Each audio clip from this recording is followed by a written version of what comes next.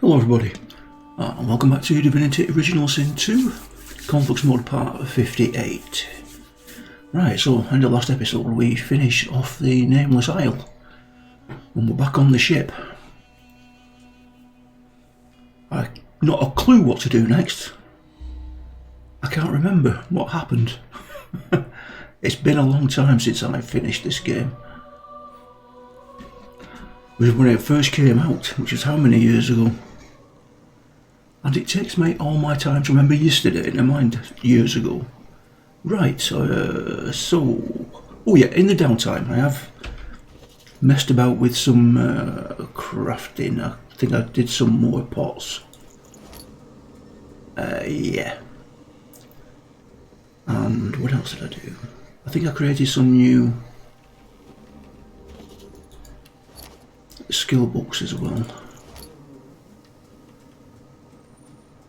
which we need to give out as soon as I've got all the party back together again.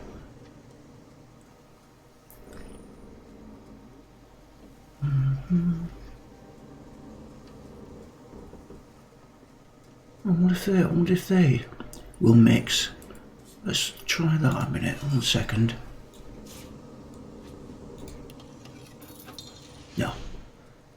Not a valid combination, that's alright. Right. Oh, so Laura. Are you in? Stand still. Shh, Quercus. It's okay. We're okay. He runs his paws over the cat's skeleton with long, methodical strokes. Sometimes his fingers curl, as if he's forgotten that Quercus's fur is long gone. Shh, don't cry. We got out. We made it. We're safe. They can't get us here.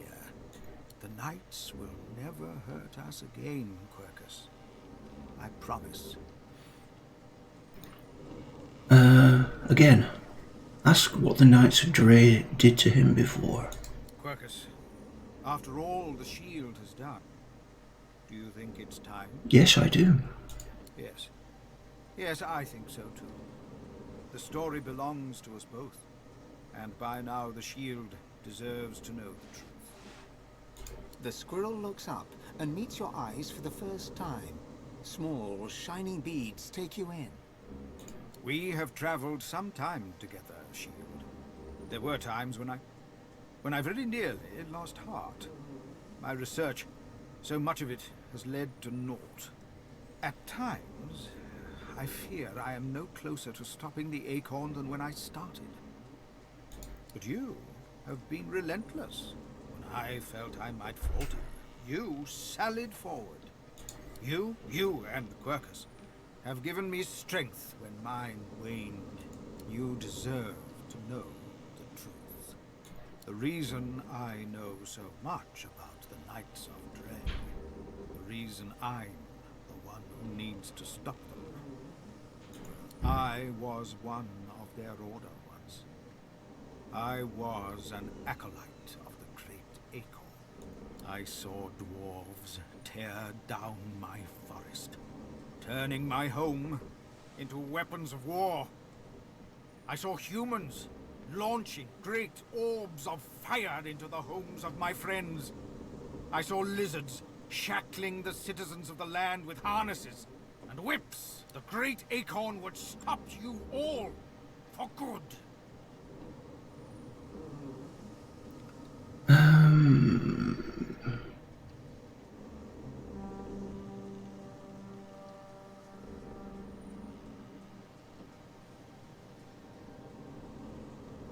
Smile. Thank gods he came to his senses. At the time, the Knights seemed to have all the answers.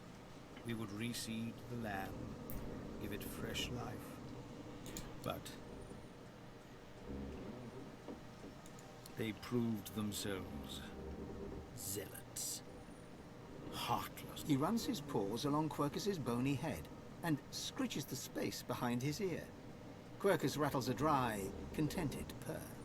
Quercus was once a beautiful, burnished orange, long of hair, green of eye, so soft of tread he could stalk through a thicket of dry thorns without disturbing a single one.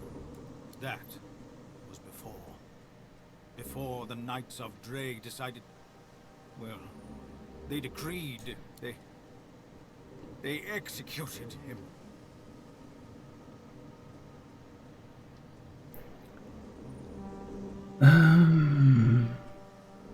Let the words hang there, chilling here.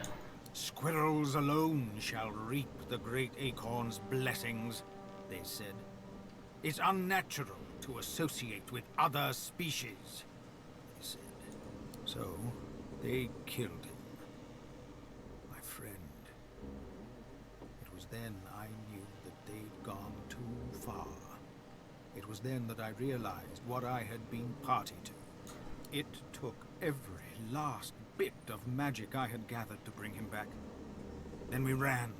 I just wanted to find a safe den where we could hide together, but... The squirrel sits quietly for a moment, running his hand down the cat's spine. Quercus arches his back and flexes his claws. But Quercus said we could do more. He said we should push on. Lean down and pet Quercus. The cat leans into your palm, rubbing against you, and only a quick act of acrobatics stops Solora from being knocked off.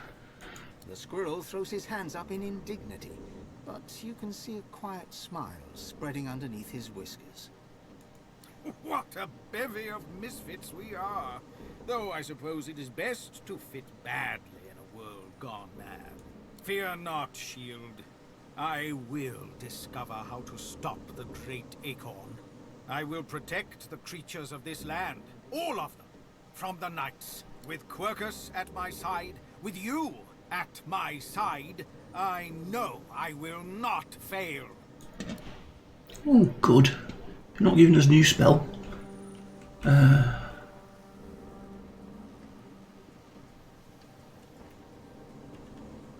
Why can't I talk to Lorsa?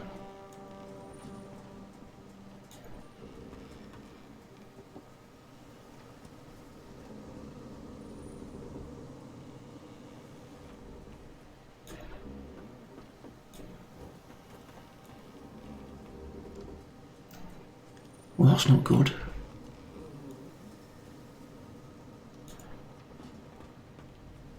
Let's try and go downstairs and come back up again. Just happened, life, every flawed morsel of it, seems more precious to you than ever. You look around at those who have accompanied you so far. In each one, something unique shines through. Divinity has eluded you so far, but humanity beats strong within you, here and now. Who knows what lies ahead for you, for your companions? Your quest failed. The void is growing stronger, and the hall is dark. You feel the need for some affection. Perhaps they feel it too. Shall we try Lorsa? Alone? Together? Oh, there we go. You and me? Yes. I love that. Lead the way, Chief. As you move to go below, I hope Sybil doesn't mind. Creaks and groans. The steps you thought you knew lead you to a part of the ship you've never seen before. A newly carved nook that smells of resin and wood chips. Touching the wall beneath your fingers, the live wood hums at your touch. You understand that the Lady Vengeance has carved this space for you, in gratitude for your help. You enter, and feel the presence of the ship recede, offering you the total privacy of a moment alone with your companion. The first moment you have been truly alone together. Would you get a load of this place? She saunters around the room, inspecting it like she plans to move in. She tosses her head over her shoulder and calls out to you in an affected tone. I suppose it will do, darling. Respond in the same tone. Oh, how we do suffer. Her face cracks into a smile, then a laugh. So, what should we do? Wait, don't answer that. She digs into her pack, skipping over to you, and sits on the ground at your feet, then tugs your hand, for you to sit on the ground too. She sets an empty bottle on the ground between you, and looks at you impishly. Spin the bottle. Let's play a game. You feel like a kid again here on the ground, a devilish eyes twinkling. You're nervous suddenly, and can't think of what to say. Don't worry, it's easy. It's called Spout's Choice. We each take a turn spinning this here bottle, and whoever the spout points to, well, I'll explain that part when we get there. You can go first. She takes your hand and places it on the bottle, on its side between you. Go on, spin. Spin it. The bottle swishes in circles as it spins. Lohse watches it intently as it lands, pointing directly at her. She smiles and blushes.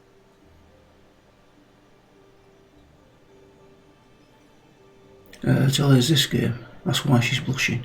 Well, in this game, you're meant to plant one on whoever the bottle lands on.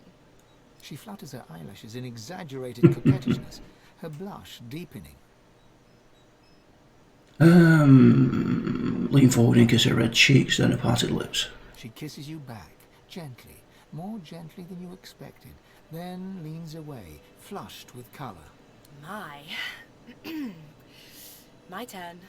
She spins the bottle, and it twirls and comes to a rest, pointing into a no-man's land to the left of your knee. She doesn't lift her eyes from the bottle, but quickly corrects it to face you. She looks up then, drawing an arc with her eyes from the bottle's tip to your gaze. Her dark eyes are deeper, lusher than ever before. Hey, Chief. She crawls across the space between you and climbs into your lap, wrapping her legs around you.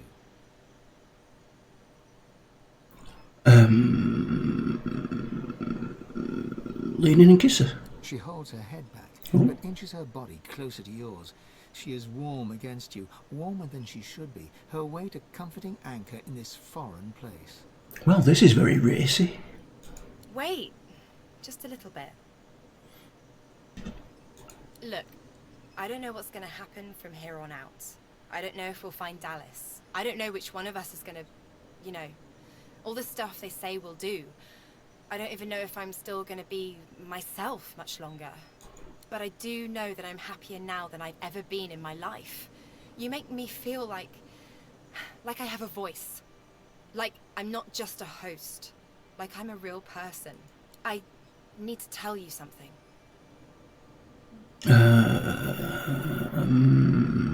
Tell her to go ahead. The thing is, well, you know, when two people get to know each other pretty well, it's just,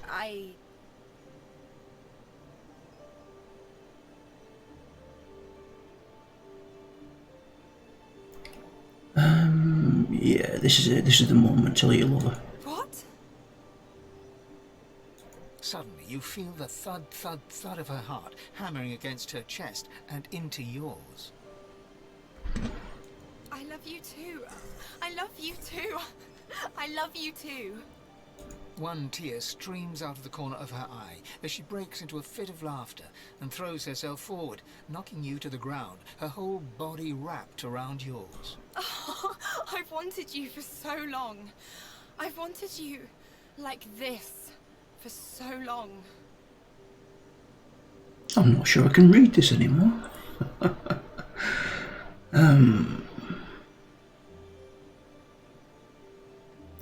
Tell her she doesn't kiss you now. You're going to explode. She grins and takes your chin softly in her hand, parting your lips. She comes close to your mouth, so close, then licks your lips, once, twice, and kisses you softly. Soft as your first time, then harder, deeper, her tongue swirling around yours.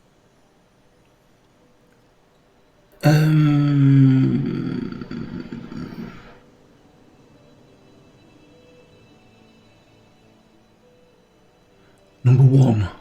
She tugs at your clothes and growls in your ear. Get these off. Oh. You okay?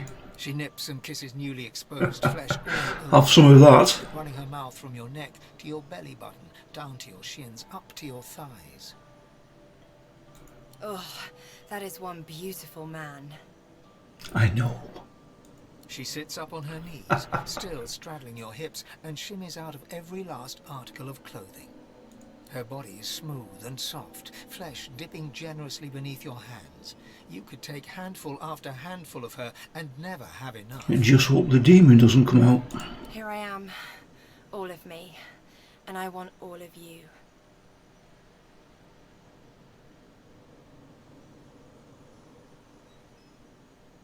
Okay. She moves her body slowly, slowly, slowly over yours, until you are one person.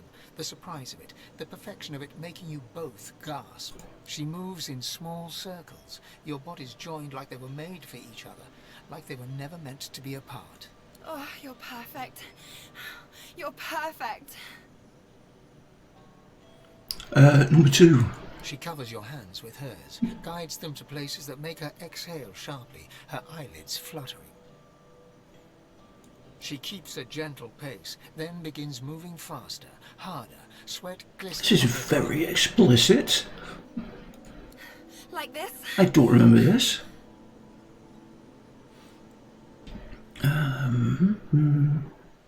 No. Yes. She keeps the pace, her eyes locked with yours, a half-drugged smile on her lips. This is it. This is my cure. You're my cure. You are one in the night, one great beautiful being, your bodies aching with desire where they touch, your mind ablaze, your souls entwined, growing great, greater, greater, greater. How could I have gone this long without you? In this infinite moment, it feels you'll never be apart again. Until we are. Well, that was all very weird.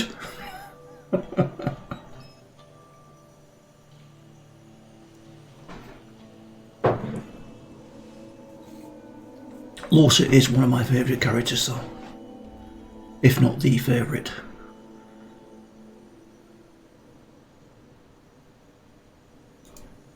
Okay. Losa yawns and stretches, arching her whole body like a cat. She folds into you, her head on your chest, arm draped around your body. I'm gonna love you for the rest of my life, you know. However long that is. So it's going to be a long, long time. I sure hope so. But if it isn't, well, I meant what I said last night. I can't believe I went all these years without having that She looks up and down the length of your body. in my life. If I have to give it all up and become some limping demon thrall tomorrow, well, let no one say it didn't end on a high note. So, I guess we should get back out there. Save the realm, stop the void, blah blah blah.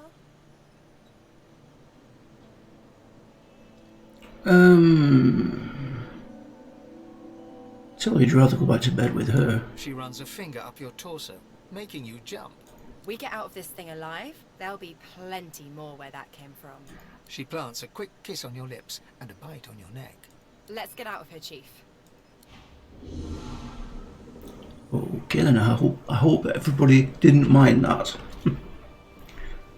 Nameless Ion, Chapter 5. Arena of 1, that's done. Melody is a routine, she waits our word. Dallas killed Alexander, destroyed the wellspring and fled. Champion of the Gods. Nameless Isle. I spent the night with close companion, far from the troubled world. Okay.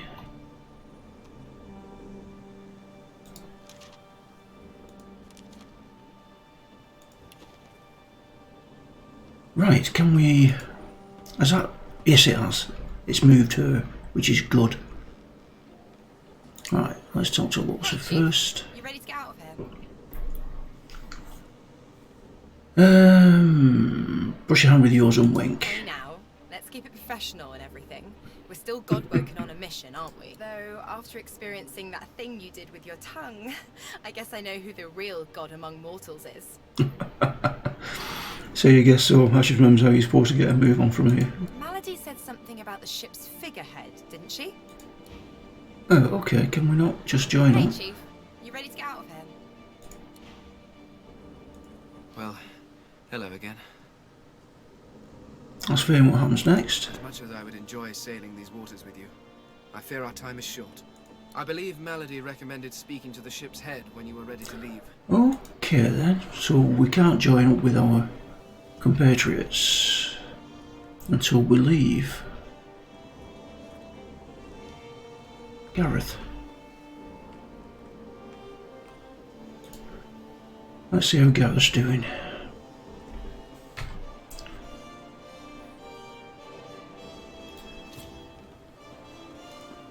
Darth's head is steady, but his face is pale and his eyes are lost.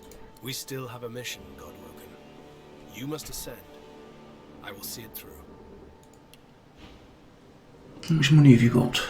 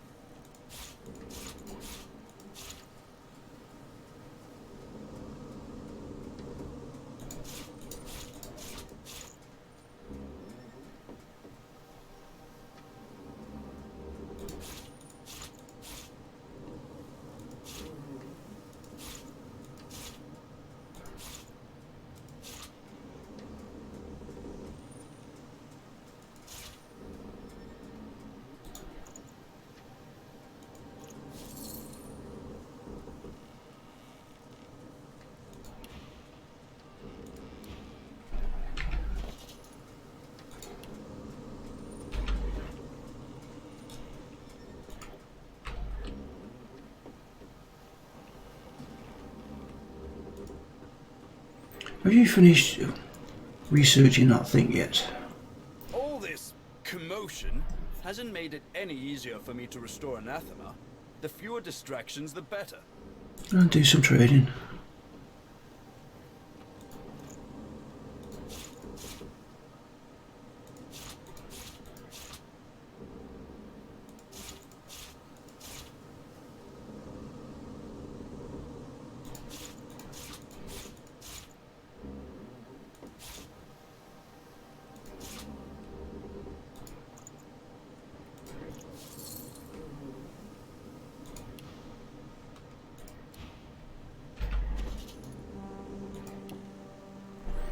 Well, we've got no shortage of money. I'm glad I didn't step ashore on that island with you, sorcerer. That place is a pyre. That's what's on his mind. The Order. My comrades. I don't regret leaving without Mira, but I did swear an oath. I hear Bishop Alexander made it to the island with some followers. What came of him? So Alexander made it to the Nameless Isle, but he must have perished along the way. No loss. The Divine Order grew weak and divided under his stewardship. Perhaps if it survives, it can come back stronger. You got anything to sell?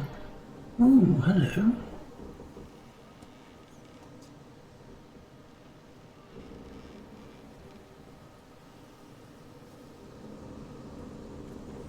Portion of jellyfish skin. I've never even heard of that. Medium magic armor, large magic armor. Let's take all those. Nimble tumble. Large wits portion. Let's say that. Never know. Fabric dye.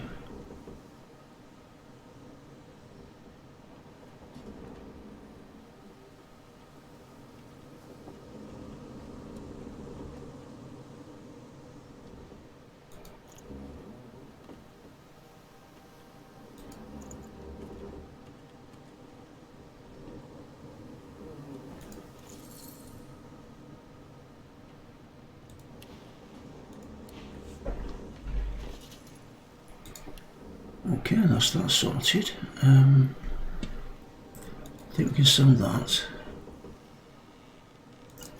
Sell that.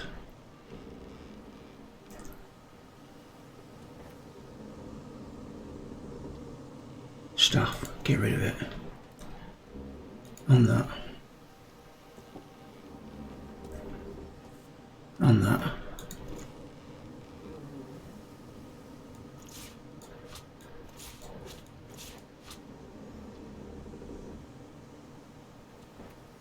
Well, that's a lot better in our bag.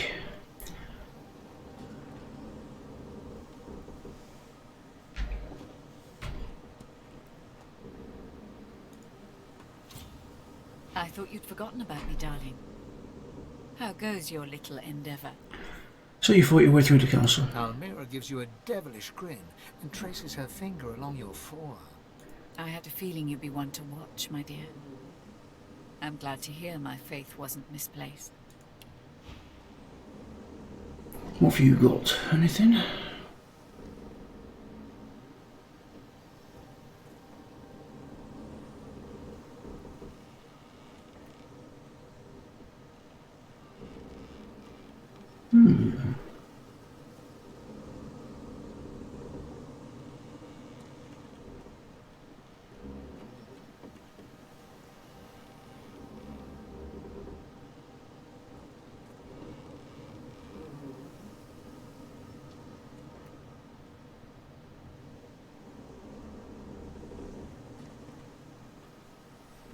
No, I don't think there's anything here that we want. Oh, what's Vitalise? Huntsman 2 it needs. No. And what else? Or Josephus 2.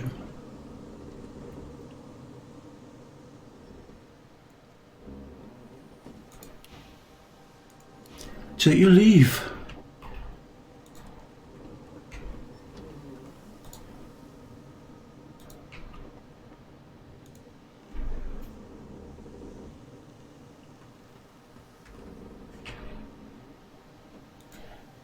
Take whatever time you need to gather yourself, my friend. When you are ready, we can proceed.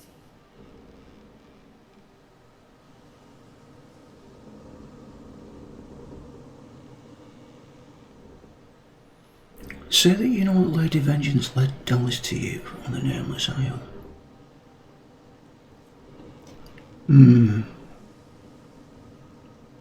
Nah, just summon Melody. It shall be done. Hello, Melody. Melody's face is drawn. She seems tired, somewhat subdued. She looks you over and squints. What's wrong with you? You seem happy.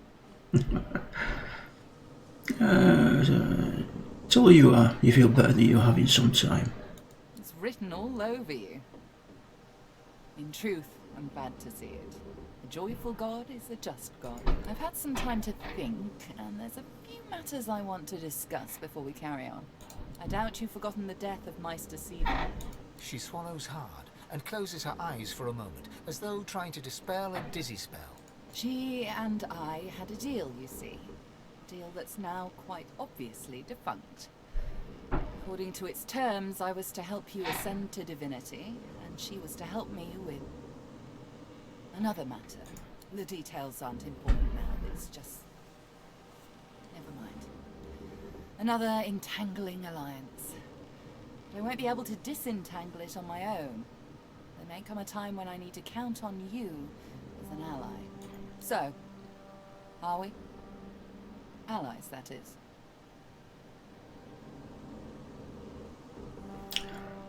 Tell her after all she's done for you, you'd be fool not to consider her your greatest ally. I'm glad to hear you say that. We do make quite the team, don't we? I found out where Dallas is heading. There's a great city not far from Driftwood, Arx by name. It's controlled by Magisters, so you'll have your work cut out for you. We have to find out what she's planning to do with the powers of the Seven. You'll need to find her and take back what she stole, and quickly, before she does something irreversible. Dallas, or any of the others for that matter, cannot be allowed to use the powers of the gods. She doesn't understand what must be done. She doesn't understand how to rule. Cock an eyebrow, as she thinks you do know how to rule. Given the alternatives, I consider you our very best bet. Thank you. It's quite simple, really. Chaos is a fact of life, surer than any other. Power is one of the few structures that can cut a line through that chaos. If wielded well, that line will mean stability, order, comfort against the unknowable, changing forces of chaos. If wielded poorly, the line will mean domination, terror, different from chaos, but no better. Dallas, and the others like her, Alexander, the Mother Tree, the Prince of Shadows, they are little better than demons, really. They seek power at the expense of others, not to create stability, but to create servants. Look at my face, Godwoken. What do you see? Till you see her, Melody, no more, no less. I suppose we all see what we want to see. When I look in the mirror, I see balance. Balance between darkness and light, between good and evil. Whatever those categories mean. When the time comes for you to ascend, remember my face. Remember that despite any shortcomings you might have, if you can bring a semblance of balance to the world, you'll have done as good as the Seven did. And if you can be stronger than them, you'll do all the better. The Seven are gone, slain by their Godwoken, slain by you. You have the potential, the obligation even, to do better than they did. To create a better world than the world they made. So you're surprised to hear her talk like this? She seems passionate about the state of the world. Why? I know what evil is, Godwoken. I've seen what chaos can do. It isn't how I picture Rivellon's future. You are my insurance against that. Now, there's little time to spare. We need to get you to Arx, find Dallas, take back what she stole. Shall we go? Yes. Very good. How lucky for you I'm on your side. I'm probably the only one masterful enough to transport an entire ship safely between the land of the dead and the land of the living. Captain Malady stands at the ready.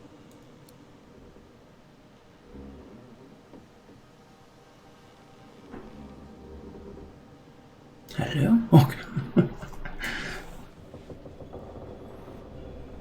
After the briefest moment of respite, Malady brought the Godwoken to Arx to recover the divine powers Dallas had snatched away.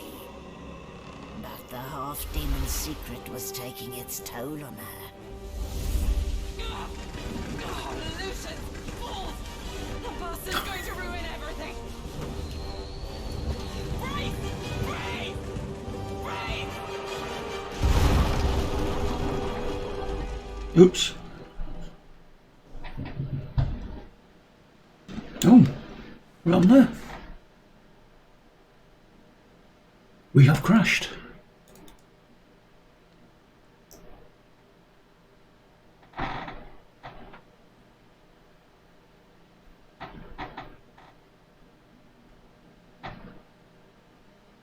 Well, that's not good.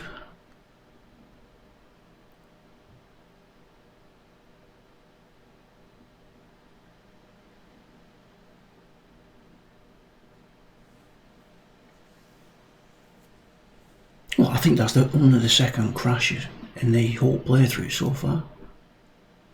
So I suppose I shouldn't complain.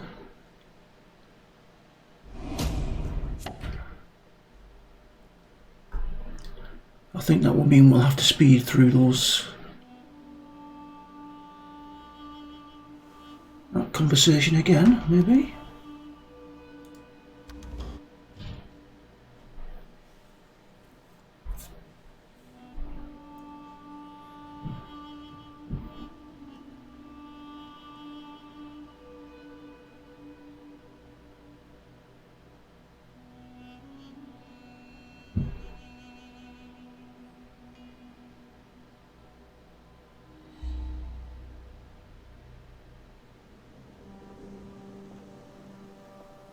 Yeah. Take whatever time you need to get okay. what shall be done. Melody's face is drawn. What's wrong with you? You seem... It's written all over. I've had some... I doubt you for... She swallows. Been through all this. So, are we? Allies, that is. I found out where Dad will need to find Dallas, or any of the others for that. Given the alternative, it's quite... If wielded Dallas, look at my face, Godwoken. I suppose we all see what... When the time comes, the Seven are gone. Slain by their Godwokens. I know what evil... Now, shall we go? Very good. Captain Malady stands at the ready.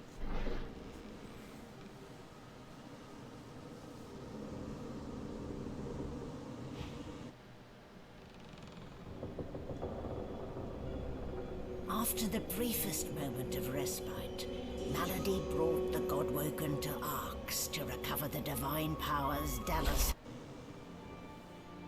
We've seen that. Come on, Georg, you can do it.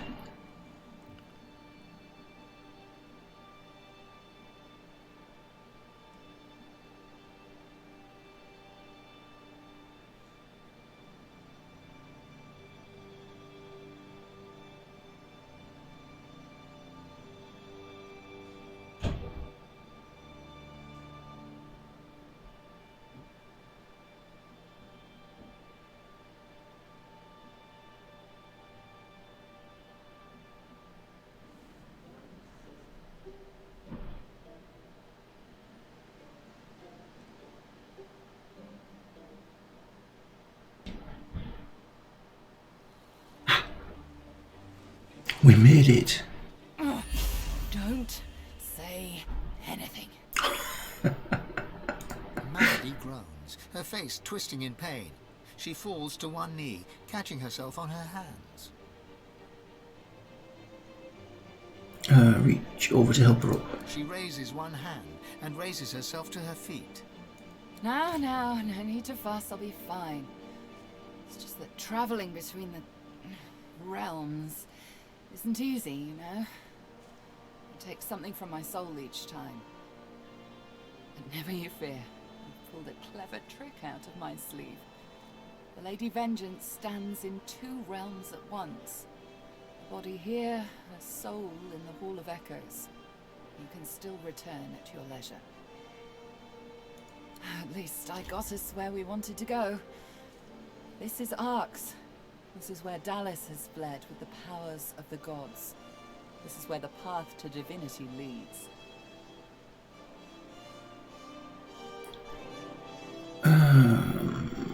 Ask if you have any notions about where you should start the search for Dallas. Your guess is as good as mine for once. If it were me, I'd start with the Divine Order in the city. Last I heard, there were plenty of Magister within the city walls. If their beloved leader is among them, they'll likely have heard about it. Dallas must be stopped. She has stolen the powers of the Seven. You'll need to get the Aetherin back if you're to fight the God King. You'll need it if you're to ascend. Track her in Arx. Find out where she's gone and end her. Take back the Aetherin and the powers of the gods with it. You cannot fail, Godwoken. Not for anything. Hey, Chief. Before we get a move on, I'd like a word with Malady. You mind? Tell us go ahead. Hey, Mals. I'm not, you know, feeling so hot. I should think not. The demon is getting closer to himself. You'll meet him in Arx soon enough, and if you meet him like this, it's bye-bye Losa. We won't let that happen, will we?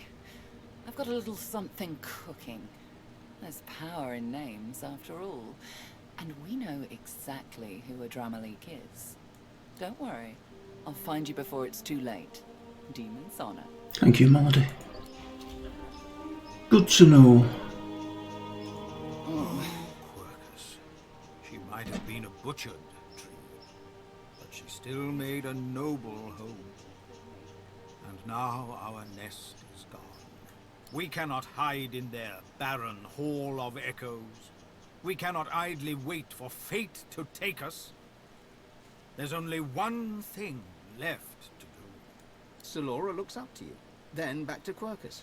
His whiskers twitch. We must fight! Onward, Quercus! Onward, shield! Until the great acorn drops, there's still hope! Ho! Okay then. Right, let's organise our team a bit better. There we go. We'll do what's right. Better save it there. Now I need to look at these skills I've got to do. Let me have a look. Anything you've got here? Scoundrel 5, Necromancer, Warfare. I'm growing soft, aren't I? You need some warfare, so we'll sort that out after.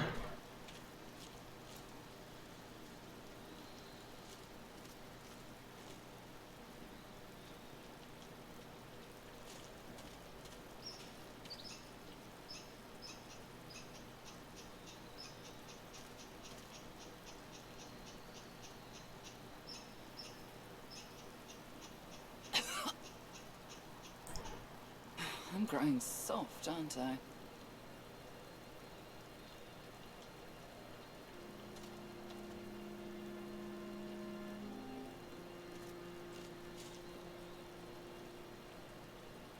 Oh, we can learn that, can we?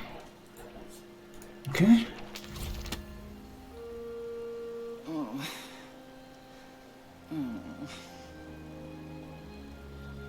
These Godwoken are going to be the death of me.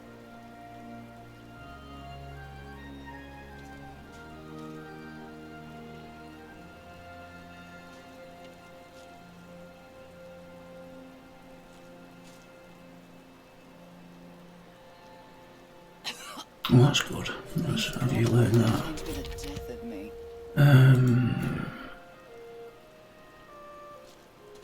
Yeah, and you.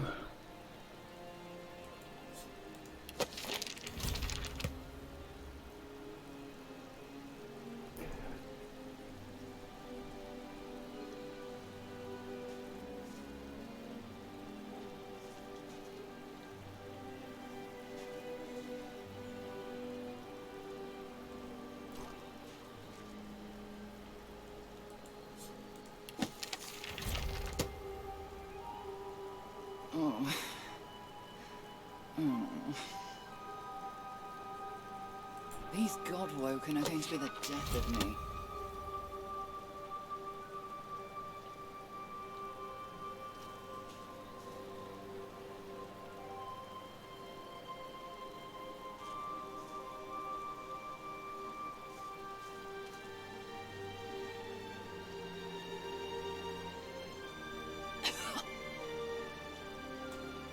I'm growing soft, aren't I?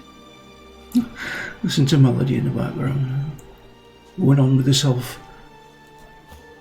You. Buy 1 of 3.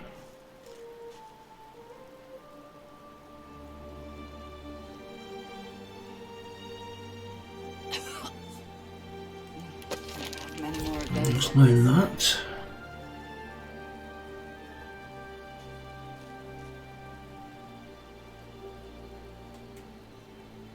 You can learn that, but it's not good for you.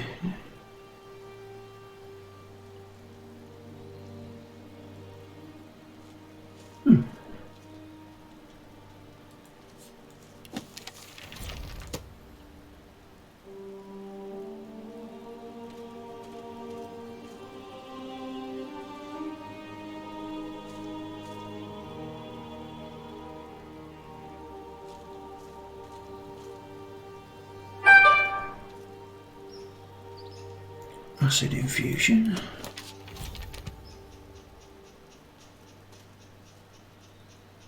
Dust blast. Don't have many more of those on my sleeve. Requires a dagger. No chance. Requires a dagger.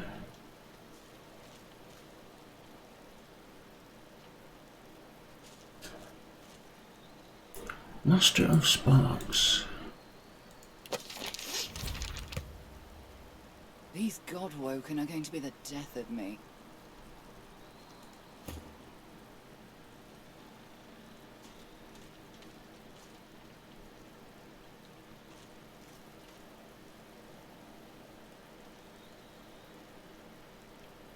Oh.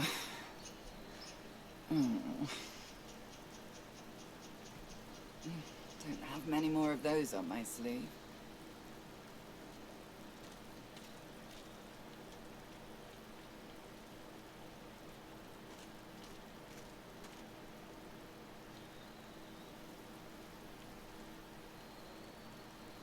Oh.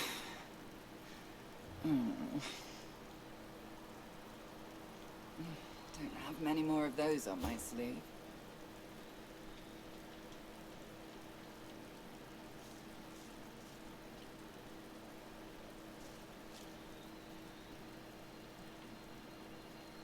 Quite ranged.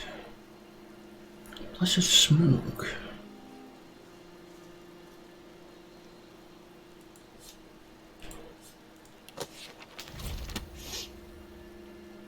Don't have many more of those on my sleeve.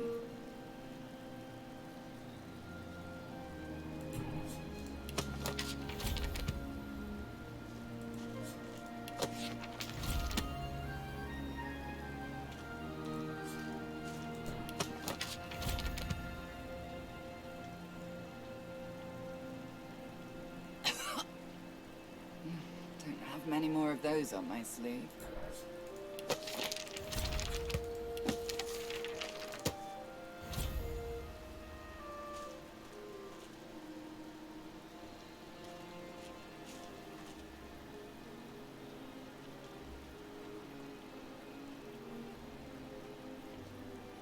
Mass resonating globe, yes. I'm soft, aren't I? Okay.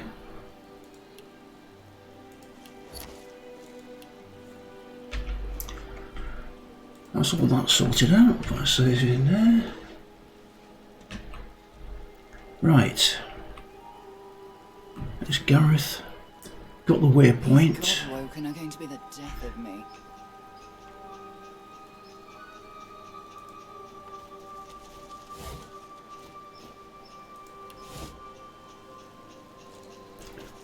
Tarquin. Not the finest of landings, though I suppose our dear vessel did well enough, given it's not exactly in its natural habitat. At least I can still access all of my tools in the Hall of Echoes. I wouldn't relish the prospect of scouring through all this wreckage to find what I need. That's what you do now. My work, of course. Anathema won't restore itself, I dare say. I shall finish what I started, aboard whatever remains of the Lady Vengeance in the Hall of Echoes. Come and find me later in the Hall of Echoes. I believe I'm rather close to having Anathema in working order. Okay, how do we do that? I wonder.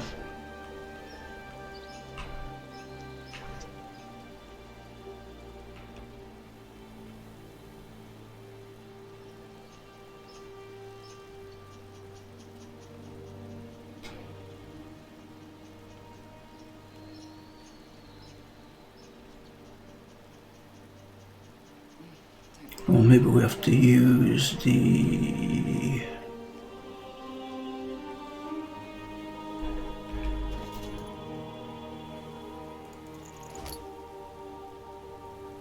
ritual ball.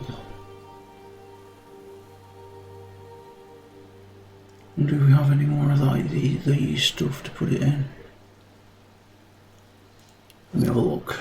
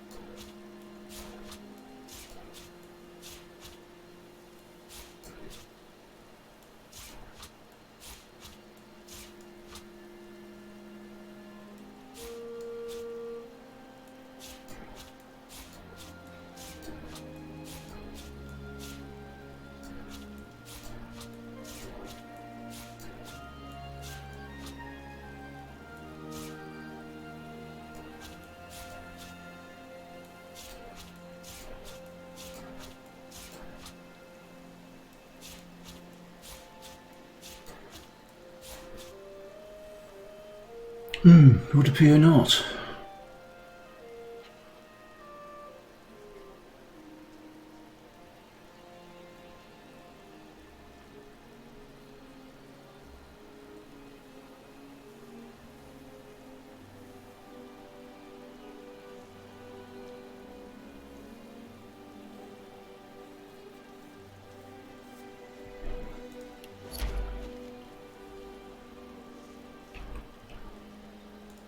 Oops.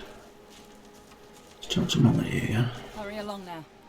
We'll need to find Dallas. Take Take a care of leave. yourself, Godwoken.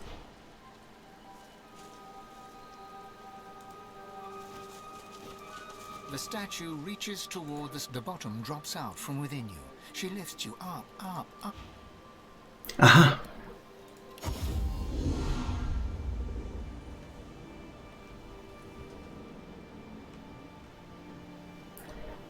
Okay.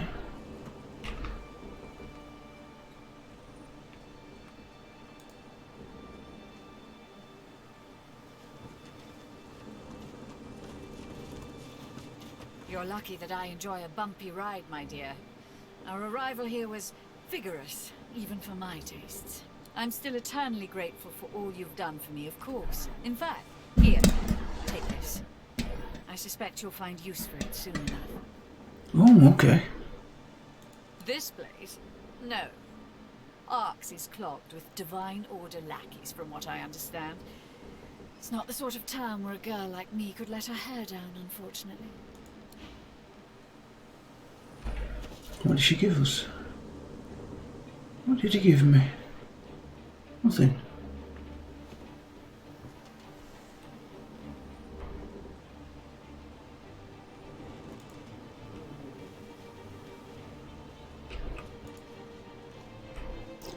See if the figurehead's alright. Oh. Where have we got a quest marker? Well, looks like we're celebrating Lucian's Day with a shipwreck. Rest in pieces, my lady. Toby should be grateful for his loyalty at the Academy, even if things didn't go entirely as planned. I didn't need to show any more to you than you've shown to me. Besides, the Order needs someone to lead them for the long haul. I don't need Divinity to do what's right for my people. In case you hadn't noticed, a Divine is a lot of things, but they're sure no free. And honestly, what kind of man would I be if I abandoned Divinity once I got what I wanted? Ask about Queen Justinia. Let me tell you a story about Justinia. I think we were, say, age 10 at the time. My pop was off who knows where, spreading his seed in that oh-so-charming manner of his. So let's just say the court had its hands full. There was a big reception one night. The ridiculous kind, where all the ladies wear dresses and all the men wear finery. Everyone looks starched. Everyone acts starched.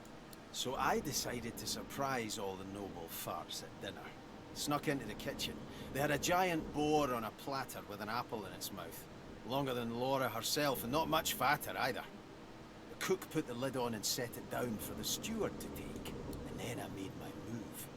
I dragged off that pig when no one was looking, and stuffed it in a floor cupboard. Then I crawled onto the platter and pulled the lid up over me. It wasn't too long before the steward showed up and wheeled me into the banquet, none the wiser. Nod your head excitedly. Yes, and? You can't guess.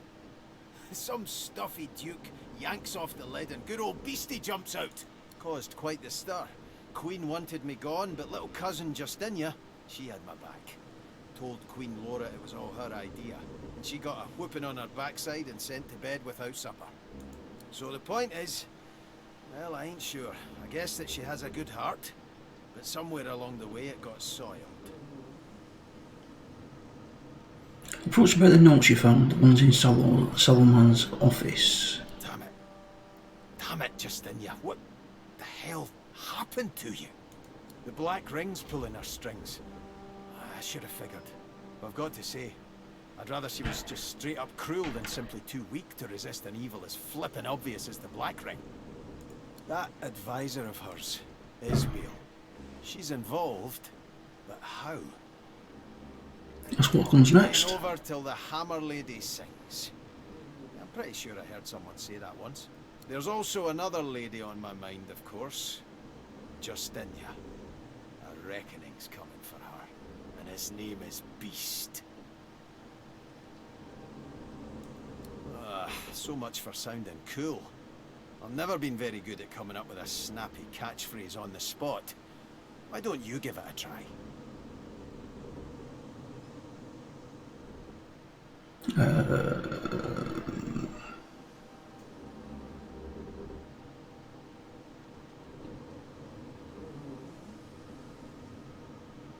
Time to get us to know the true nature of the beast. Now I wish I hadn't asked. Beast's slight smirk and slow wink tell you he meant his words in jest. Given all that's transpired, you find his jocularity comforting. Okay. What have we had? Hammerfall, Deathfog Rising, Beast, Vane, Losa, Sibyl, For the Love of Red Wizard. Okay, we'll move.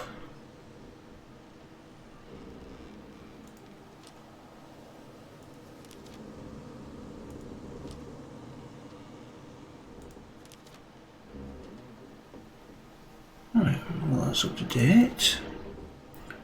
Vane. Do you know, this Ark's place doesn't look half bad. It's only about 1/3 bad, really. Maybe 2/5, depending on the weather.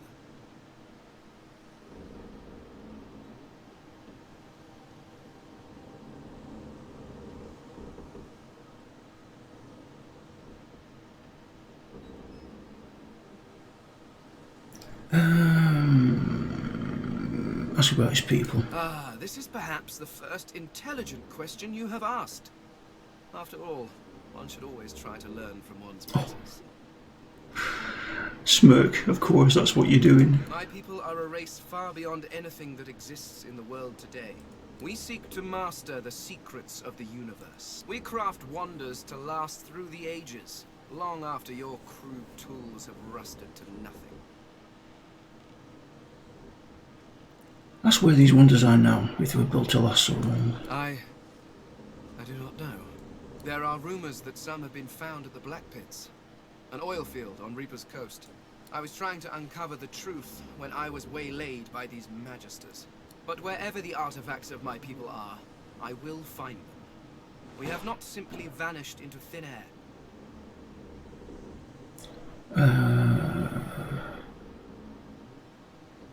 Wonder what they look like. There is a great variety among our people. Some are tall and lithe, others short and muscled. This is what makes you such an abomination, you see. You almost look exactly like every other human out there, just as every lizard looks like every other lizard. Walking through this world is as repulsively bland as staring at a wall for a century. After a while, the very sight of you disgusts me. Oh, no offense, of course. Okay. No, I should not. Not yet. Not until I know what truly befell my people. And, after all, I am still here, despite the Voidwoken's best efforts. Conflux Furnace's mass is really quite convincing. Well, of course it is. It was crafted with care. 100% ethically harvested from mortals, too.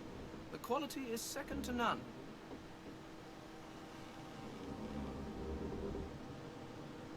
Ask how you ethically harvest faces. Oh, you simply wait until the creature is dead, preferably of natural causes. Although that does limit your choices somewhat. You may end up with quite a few sagging faces. I will never understand why you have so readily accepted aging, or digestion. They are frightful pastimes. So you must really enjoy battlefields. Up to a point, certainly. They are frightfully loud, but the selection afterwards is quite good. The faces are often what you might call fixer-uppers, but they're young and quite serviceable, if you get them before the flies do. Poison is preferred, of course.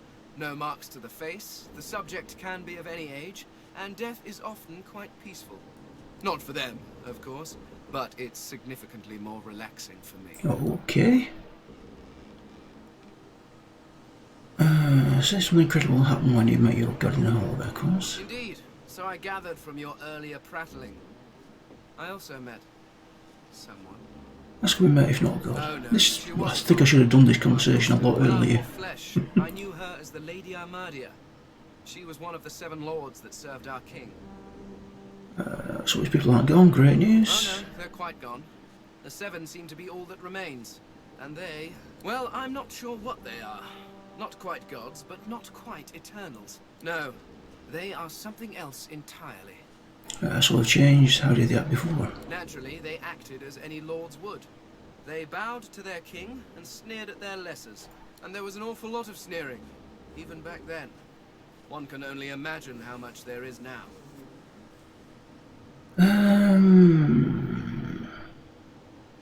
Maybe no matter the time, some things never change. Yes, well, if you are quite finished wasting my time, I believe we have some business to get on with.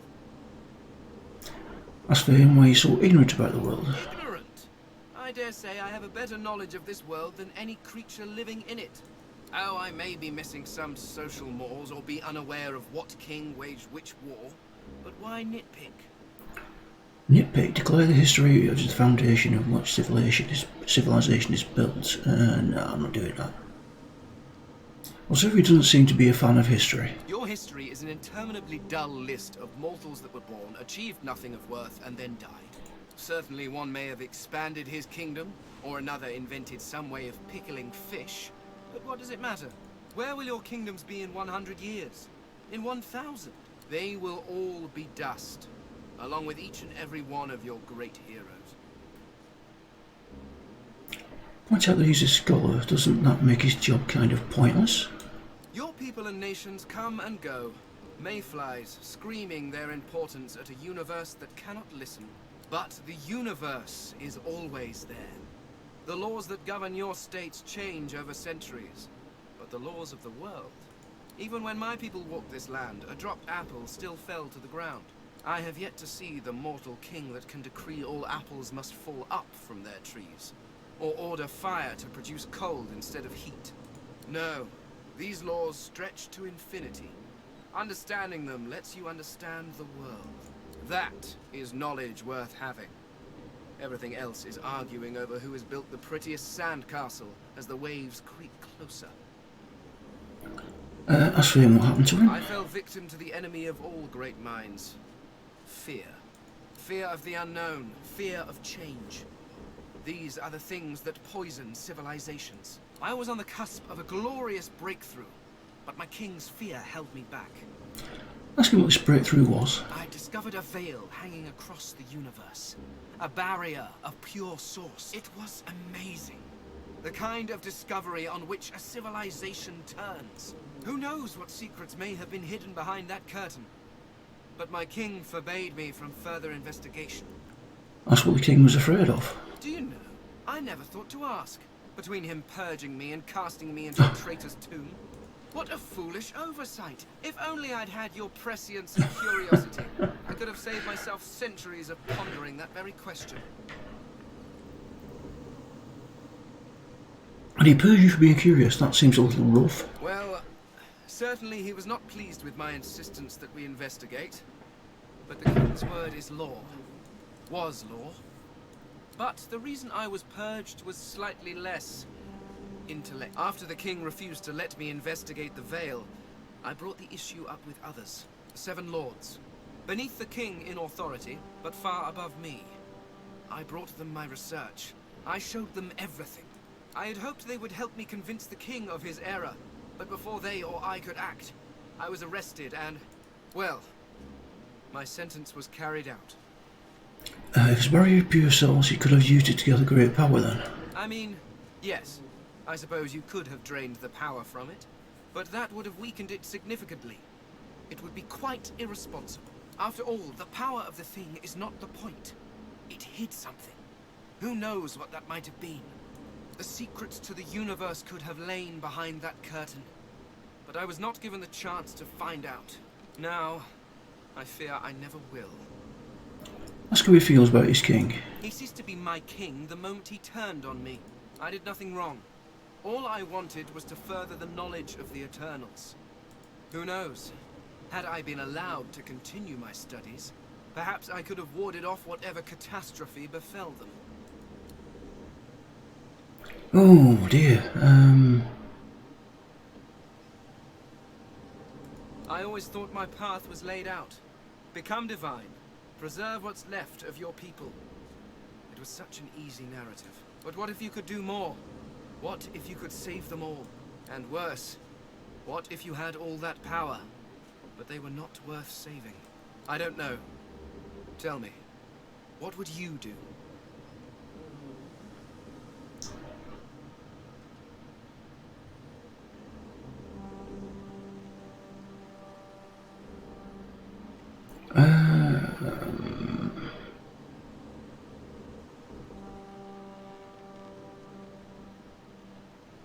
So if you had started this, you would put it right. Fane nods slowly, lost in thought.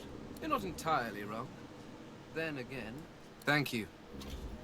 I will have to think on this. Okay, I'll run through that. I'm not sure. I remember the big things, of course. My library, my home, my king, my family. But the rest, it's all covered in a fog.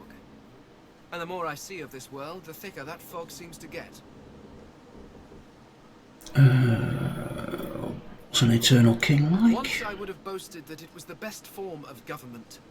Indeed, it was the only form of government we knew. Living forever under the rule of a wise king is one thing. But if that king should turn into a despot, if he should reject philosophy and the natural arts for the sake of power, well, I cannot imagine a worse torture.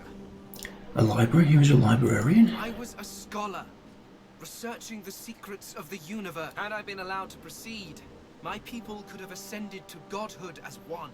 An entire race of deities. With a perfect understanding of the universe, it would have solved all of our problems. Let's go at his home. Can't imagine how it might have looked. Indeed you cannot. Nothing in this world compares to it. We crafted our homes from stone and crystal, using the power of the universe itself to keep them in place. Your people, on the other hand, seem quite content to sit about in smoking hovels, held together by straw and filth. It's a mercy I don't have a nose. I cannot imagine how you stand it. Point out that my family came rather low on his list. They came rather low in my life, alas. My wife and daughter always had to compete with my work for my attention. And my work was always stiff competition. They were often neglected. I wonder how many more years they spent neglected before... well, before whatever happened. Okay, another update. Ask what he thinks about the time you spent together. It has been unlike anything I ever imagined. To explore this world with you, to see this world through your eyes, even metaphorically. Well, it has been a privilege. Oh, good. Right, who's next? Red. Yes. Ask him where we look for Sada in Arcs. The Sallow Man's mirror was rather obscure, but I have my suspicions. There's an ancient Empire consulate in the city, you see. By far and away the only place with the appropriate decor and decorum to host a princess.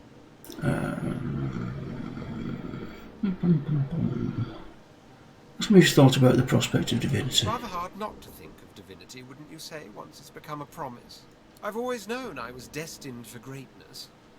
To be godwoken, though, that I did not quite see coming. Did you?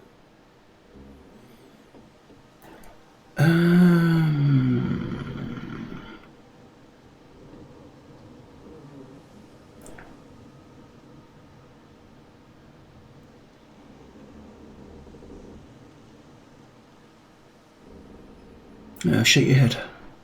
Must have been eclipsed in the presence of Divinity. But of course that doesn't quite answer your original question. I have thought about the prospect of Divinity, yes, and about what Divinity really means. When one strips away from the term all the pomp, all the piety, all the manifold associations it calls to mind, one is left with a single word, power. The true meaning of Divinity is power, and as it so happens, power means a great deal to me. The only thing you have to ask yourself is, does it mean anything to you? Ask him what he thinks will happen to the House of Shadows now that the Shadow Prince is dead. If this man was to be believed, he was the House of Shadows, which implies said institution exists no longer. I am not of the opinion, however, that this man was to be believed. Was he prince? Maybe. Did he truly work for the good of our empire? Perhaps. He could have been no more than a lowborn, with a taste for drama and deceit. He could be one shadow prince in a legion of thousands. All that matters is, he's dead. No longer can he stand in my way, or pose a threat to Sadha. Which quite calls for a celebratory round of drinks, as far as I'm concerned. Ask what he makes of what happened at the Well of Ascension. A battle lost, A war begun. Dallas and that pet of hers are a force to be reckoned with.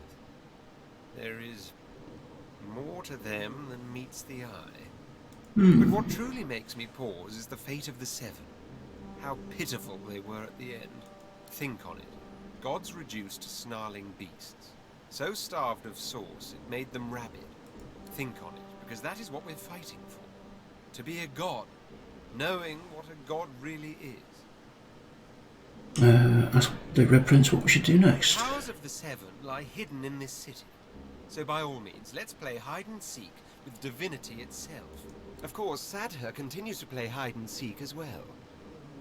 More than anything, I long to find her. Okay.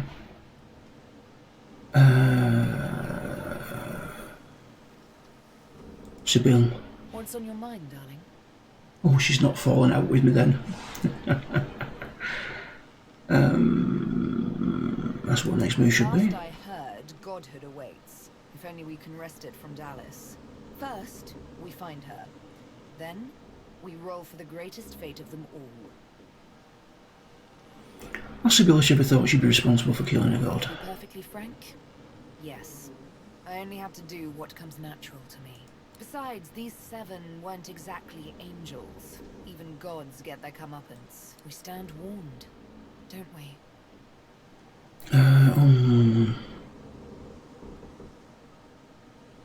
By all means.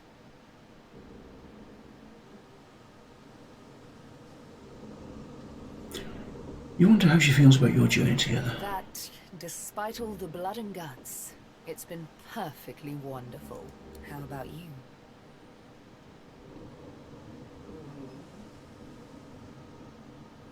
Tell you standing over her, it's been an honour. She curtsies. And my privilege. Change the subject, yeah. I don't want to broach the fact that I've just been with Lawson. Take a leave. And Lawson. Yes? Ask what she thinks you should next. Well, I'm still quite keen on getting this parasite out of my head. First that, then Dallas.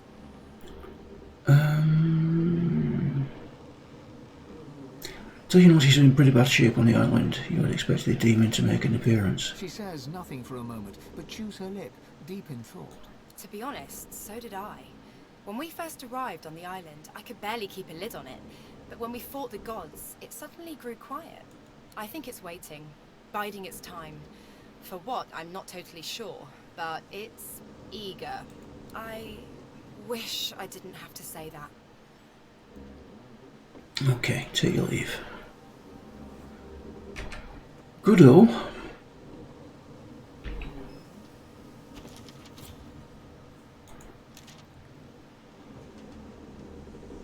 Fane. Okay. Is that all we got out of that? I thought we got some beast.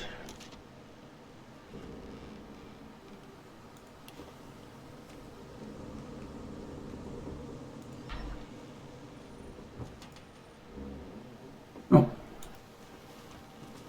Hello, Han. Did you know Malady taught me how to sneak out of here, even though we're in the Hall of Echoes? So I can still get some things for you, if you want. Yes, please. Of course. Told you I would, didn't I? So you could certainly use a thing or two.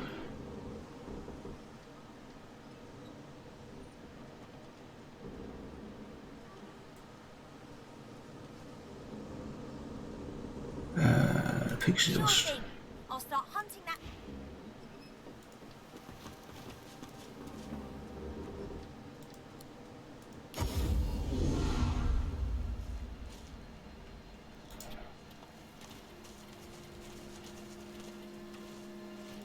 The big acorn has come.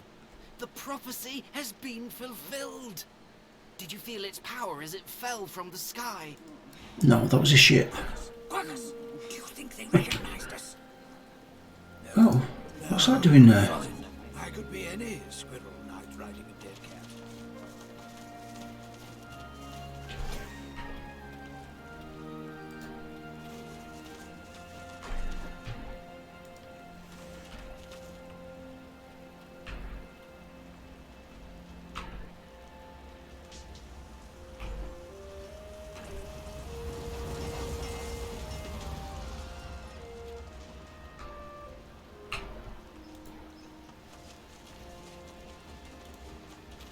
final voyage of the Lady Vengeance. She served us well. Lucian the Divine, standing guard over Arx. He's been slacking off by the look of things.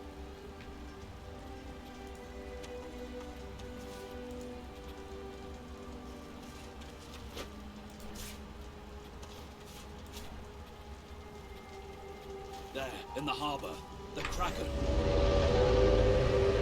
Oh, hello. It'll never make friends.